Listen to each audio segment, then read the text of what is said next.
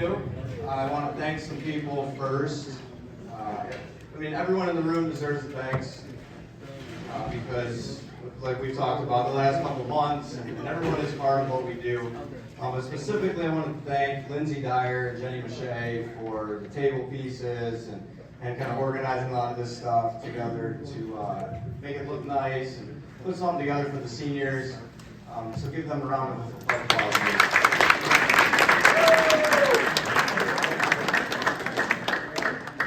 Thank you, Mr. Kaiser, for your help with the Titan Basketball Club. I know it's not much work that we have to do for it, but I appreciate being there helping with that. I'd like to thank my girlfriend, Julie. I love you, and you really are the best thing in my life, you and Valerie. And I don't just say that after a few pops. I'll say it in front of everyone here that you mean everything to me. I love you.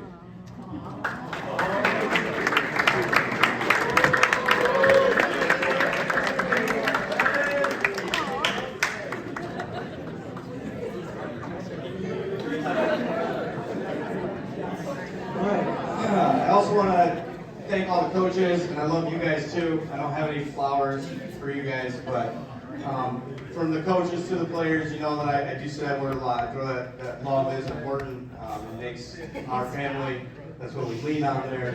And so all of the players, all of the families, that's what we're about. A lot of the pictures you see, people smiling and all these pictures. And a long season isn't always fun. Basketball wasn't always fun.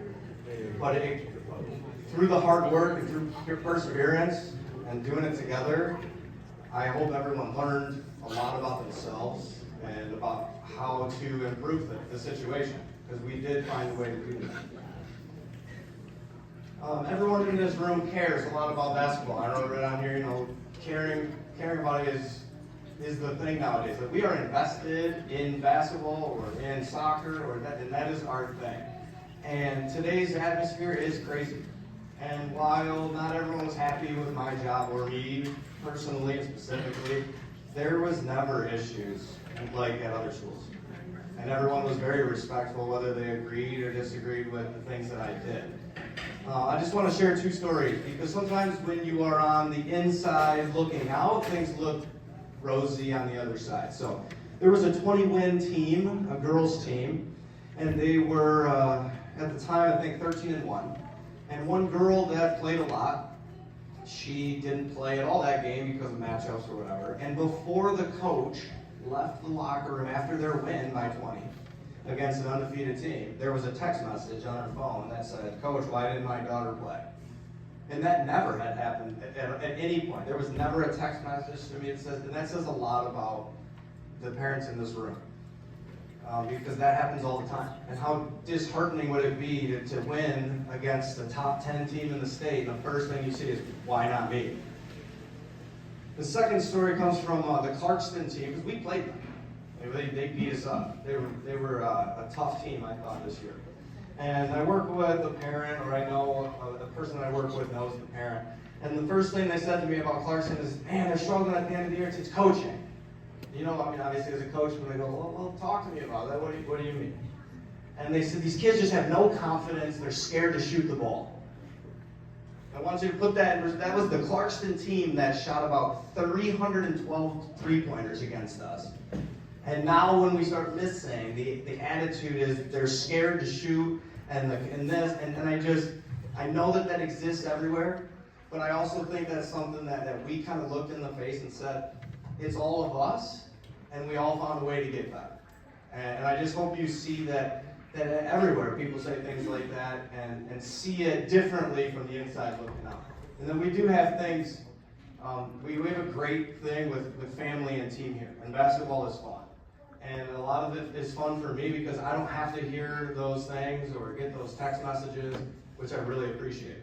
And that just shows a level of respect that I respect for you showing that. So thank you for that. A couple more shout-outs.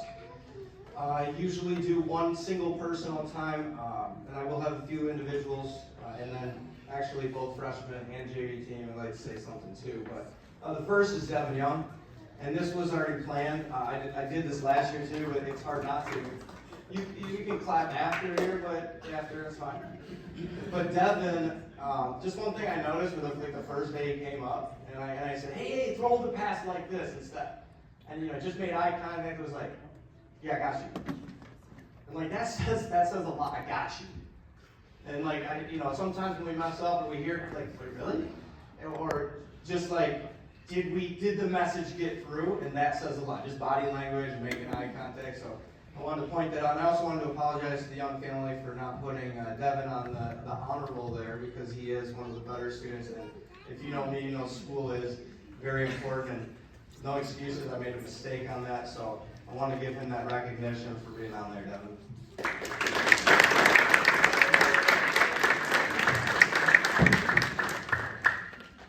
Also from the JV team, Brendan, I remember when Brendan was in 8th grade and he was going for a rebound and went back first into the bleachers. And I mean, he must have had a bruise from like here all the way up his whole side of his body. I thought, wow, this kid's pretty tough. And if you didn't know, he had a medical issue with his heart. He had a very serious thing. Coach said he has the biggest heart on the team. He really does, and his heart does work. We know that. He had to get that taken care of, but the seeing him out there that last game meant a lot. I thought that was pretty cool, man. So I'm glad he stuck around. The whole team, JV, I'll start with them. There was that rally in overtime against Ford, and it wasn't even your best game. It wasn't even, you guys knew you weren't playing very well. I think it was like, the final score was like 113 to 111, and you guys were sitting there as overtime was starting. And all of you were like, it's time now, let's go. And I loved that. Like, I'm sitting behind the bench, like, put me in right. Like, let's go, I want to run with this team. And you guys had a great year. 17 wins is very impressive.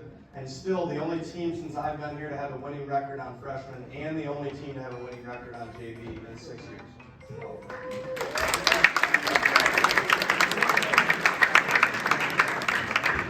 One thing I noticed about this freshman team that usually takes a couple years in our program for them to learn is just whenever I walked in the gym, it was like their practice almost stopped for everyone to be like, what up, coach? And I think that's cool, because that's something we usually have to teach kids. You'll see someone in a hallway that or at school, and sometimes it's hard to make eye contact and look away and get nervous, and there was none of that. And that says a lot about who you guys are as people. Which can translate on the basketball floor. So I appreciated that, guys, freshman team.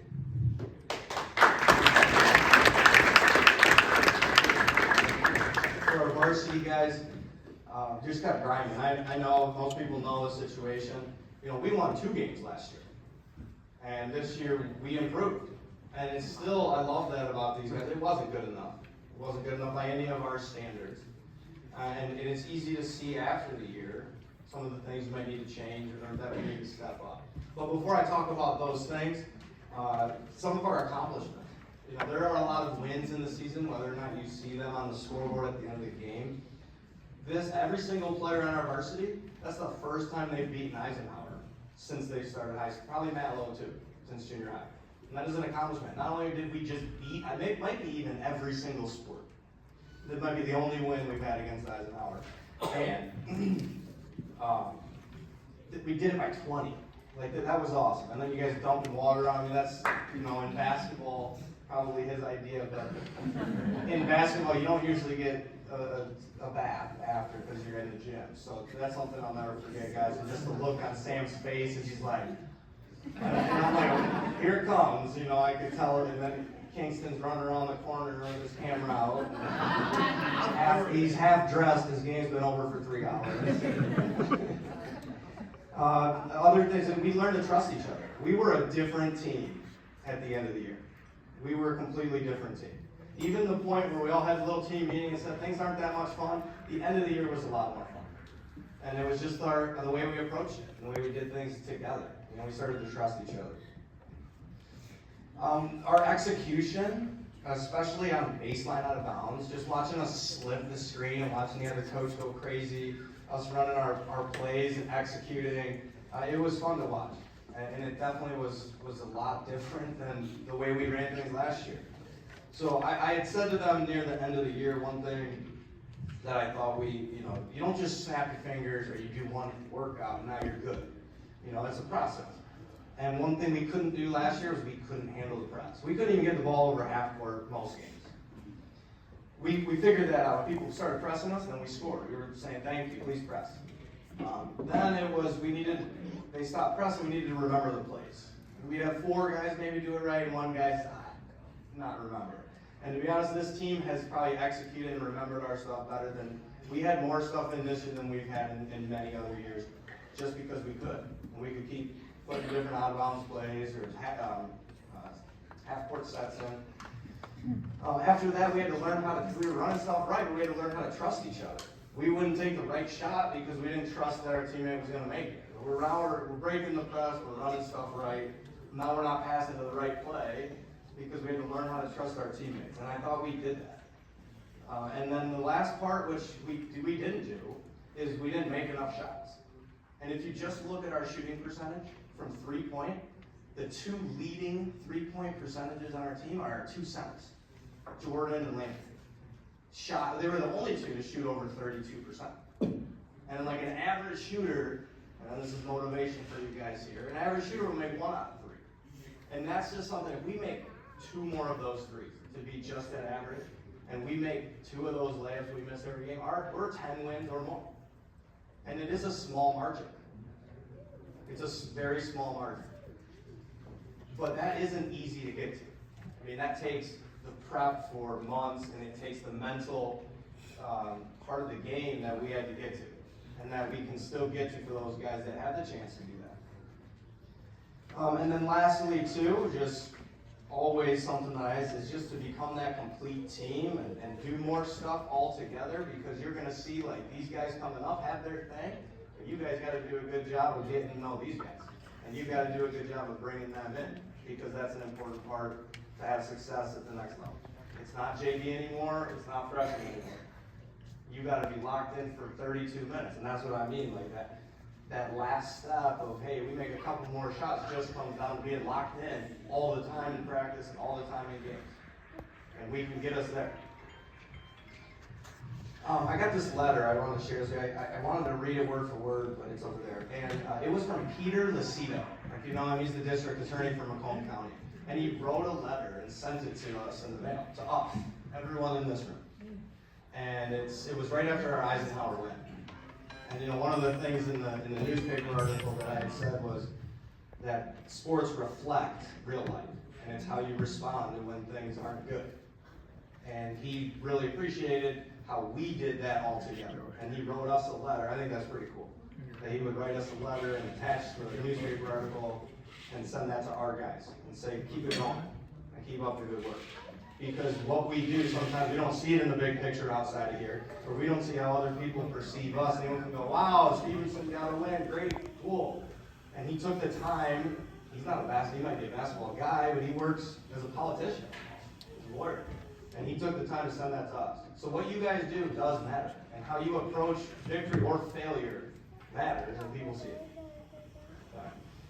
All right, we'll call some guys up. First, of course, I got to thank Coach Trey and Tristan, big man. I had to bring in Coach Trey like a day after tryouts started. And it was pretty cool for him to move stuff around and do that. And he's a Stevenson grad. He's a guy that I had coached against, and just said, I want that guy on my staff. And we got to make that happen. So he was a big help for our team, and I appreciate that. All right. We will start with, let's bring up Dirk and Obi.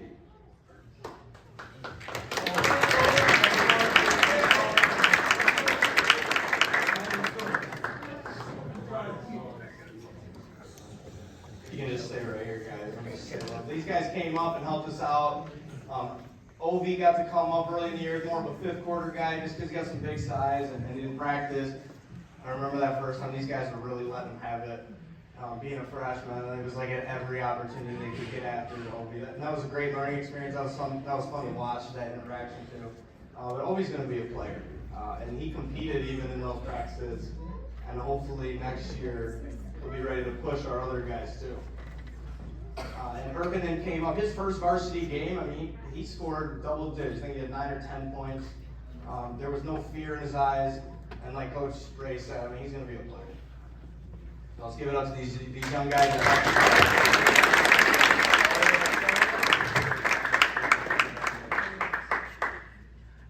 All right, we're going to start with the youngest guy here. Let's bring up Marco Sindrick.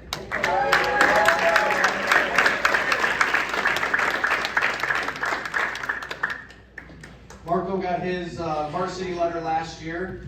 He is a guy that throughout the off season last year really coached. I want to be this guy. I want this role. And I said, I need you to do this and this role. And it took a minute. It took a little bit for him to say, okay, I can accept that role.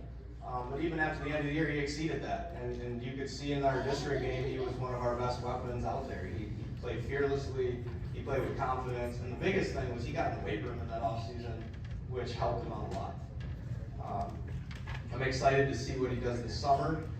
I'd like to see Marco step up and be that leader for our team, as well as taking him, even as a younger guy, can be that guy because you've got that experience.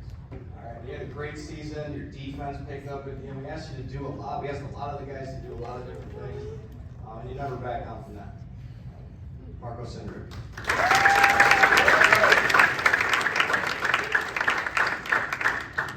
All right, next up is Nick Ross.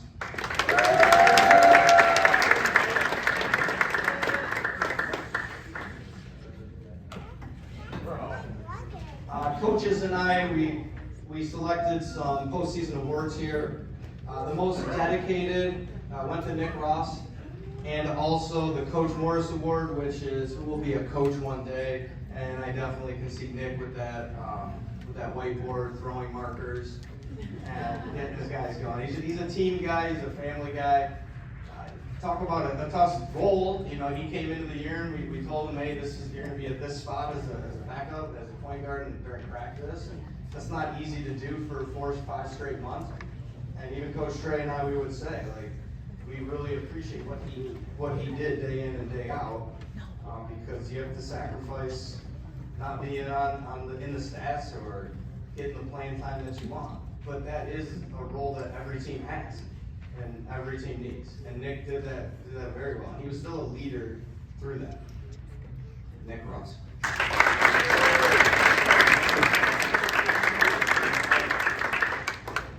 Next up, Corey McElrath.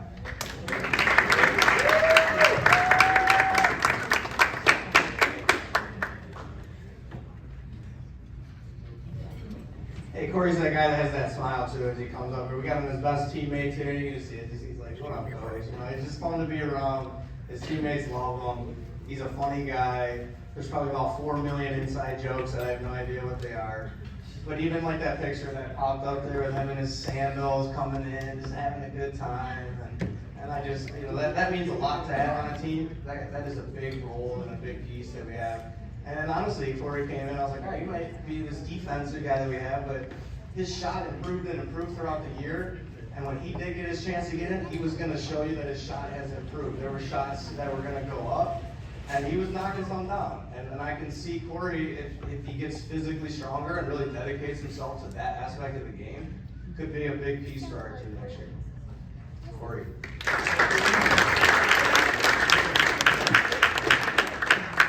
Next up, Braden Maharaj.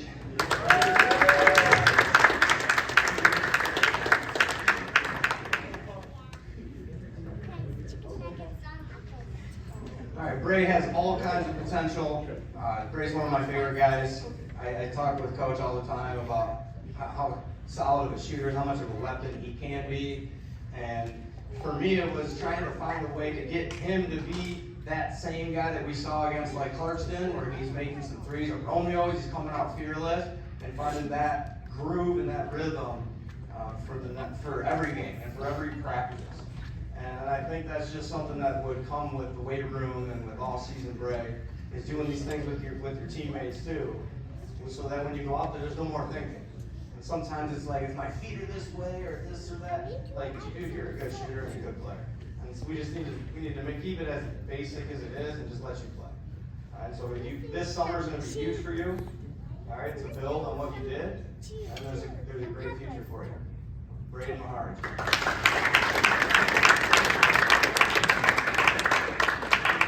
Next up, Jordan Dyer.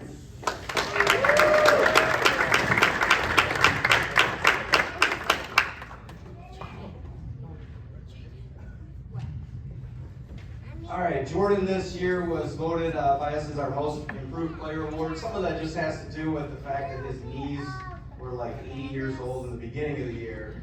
And then he had some kind of magic chicken fat injection or something into the cartilage there, and you could tell the difference. And it was tough because he was just, both knees were hurting him, he's growing fast. Had a little spill during the 2 weeks before trials started, so that set him back a little bit. But there's just like headsy plays that he'll make throughout a game where he's kind of just luring people in, they'll come out. He had big steals for us. I mean, the one against Country Day early in the year was probably the healthiest he was until after Christmas. And then even that Utica game, they started making a little push to come back at us, and he shut it down. And that's something that even in the summer, I remember I benched him and said, that's not how we play deep. Like, you got to play with intensity all the time, and that's how we play. And after the quarter was over, I said, you get it now? And he said, yes, and he got it. And then it's been that way with the way he played defense since. And I bring that story up because that's how you earn your minutes and earn that playing time. And you can see in some of the stats, like, he dominated for some stretches. And now it's finding, ways to make that goal for yourself to be that guy at all times that other teams are scouting for, because you can be that player. Jordan back.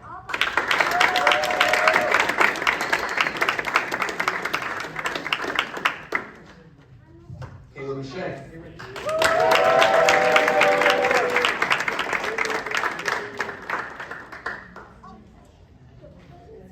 Caleb is already taller than he was to start the year. Caleb came in as one of the scorers that was coming from the JV, and we had said to him, hey, we want you to be that guy that shoots the ball.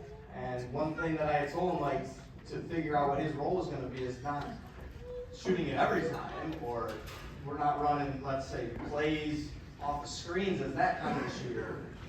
But it's finding in that system that you're at as you're the 3 or the 4, sometimes the 5 this year, where through that you find the right shot. And then you could tell at the end of the year that's what was happening. And there was a lot of shots that he knocked down. You can see from the game by game scoring. I mean, he had 23 in districts against Sterling Heights. The plays were there for him, and it just got slower. The game slowed down, and it got easier for him. And again, like I said, with multiple players, the biggest hurdle for a lot of us is that physicality of the game and playing through physical basketball, which comes with the weight room. It'll only make Caleb tougher than every other guy. I'll probably say that too. You're the guys coming back next year. All right, and it goes fast. So Caleb has all that potential. He shows it at the end of the year. He's there, but I want him to be hungrier. I want him to hit the weights as if he's got something to prove next year. Caleb Michelle.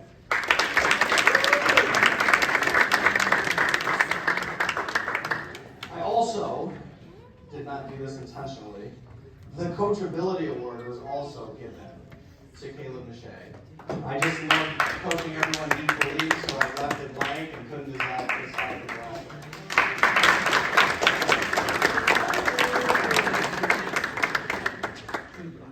Caleb was also named Luke Lamoureux Rookie of the Year Award.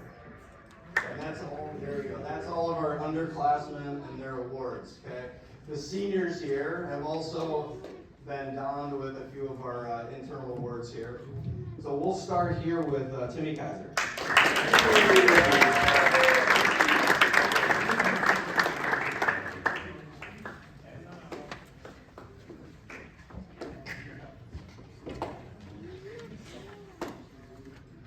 All right, Timmy won the award here for Canaan Love Scholar Athlete Award. And that's obvious, anyone who knows Timmy. He's a great student, he's a great person. And Timmy is most reliable. We have a most reliable award. What does that mean? Yeah, Timmy's at every practice. Timmy's reliable in the classroom. He's reliable to say, hey, I need you to do this exactly how I say to do it. And you can't even, you gotta watch it from the side. Even there was times where I would sub someone in his spot, so because I knew he would be able to do it by just watching. And that's hard for a lot of players to do. Timmy was starting for us early in the year because of that reason. If we needed to run 81 or we needed to run discipline on offense, Timmy's going to do it right. That is a lost art in today's sports. That is a skill that people don't consider anymore. To be in the right position all the time, to run stuff right all the time, to see it from the sideline and someone else have to do it, and then you still do it right. And that's how I'll always remember Tim. And Timmy Kennedy.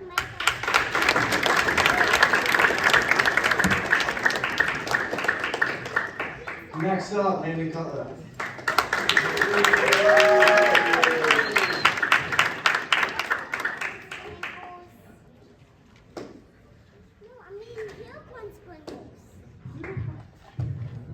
I wish I had like one of those montages for a movie to show Landon's career or even his growth from varsity last year to where he was this year, because he's playing a different position maybe, or I asked him to play a position that he probably didn't want to play.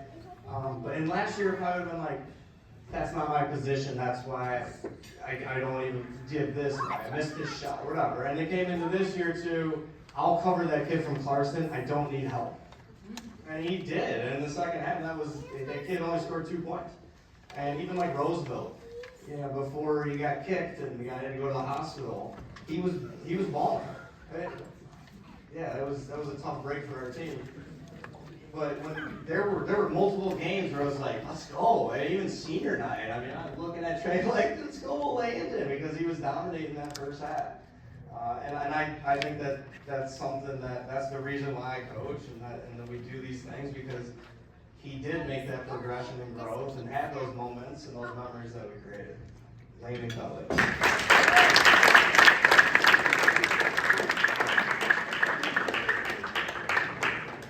Kyron Ross.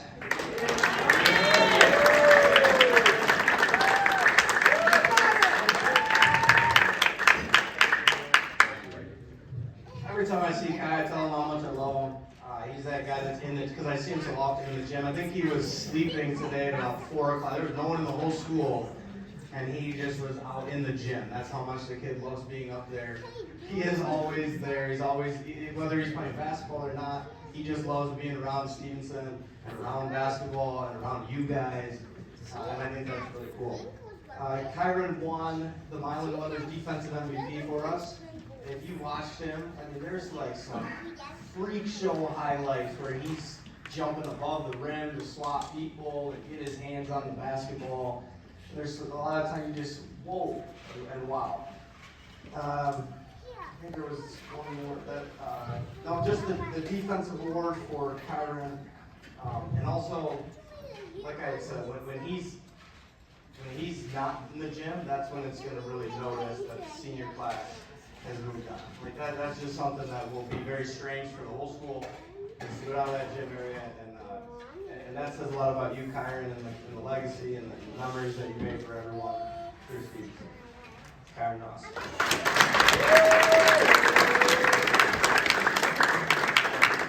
Next up is Graham James.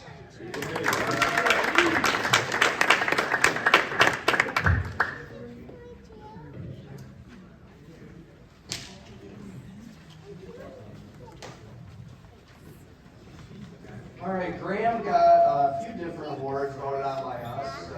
We wanted to share it a little more, but we couldn't really think of anyone to give it to.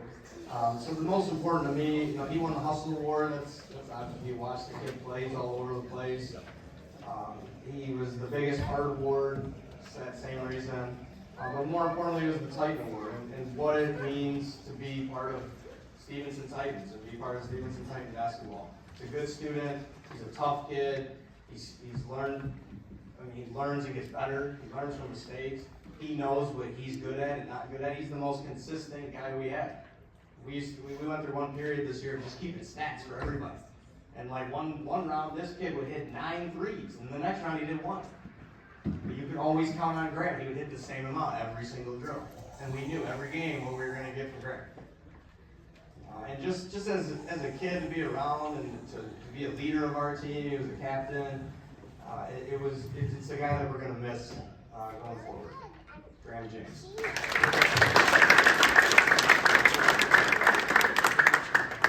And finally, Sam Cushot.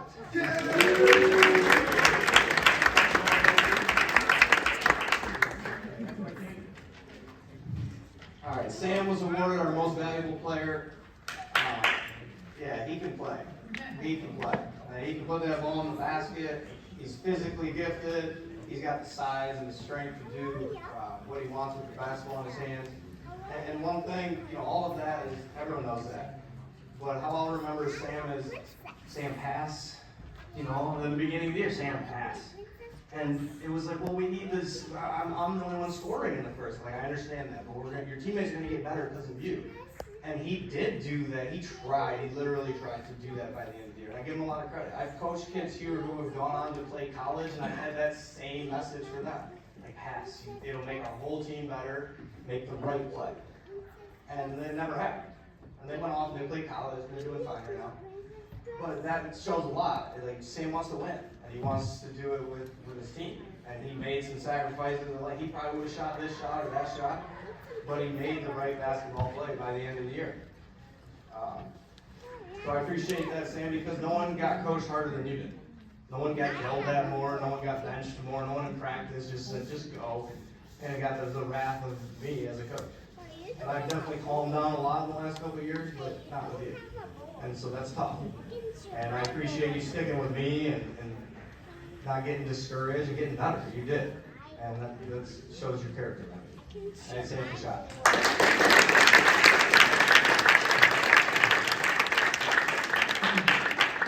So we voted a couple weeks ago, and Sam was honored with all MAC weights. And Graham James, Caleb Mache, and Kyron Ross were all MAC weight honorable mention.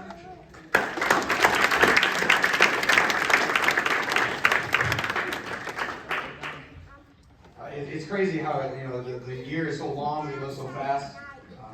There's so many ups and downs. Tonight feels like a positive.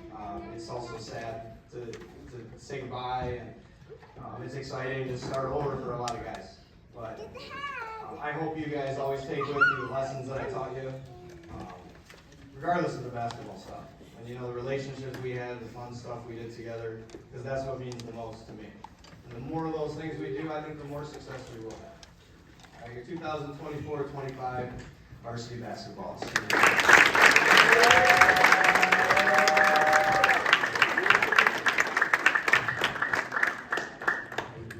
You guys can go have a seat. You guys are good.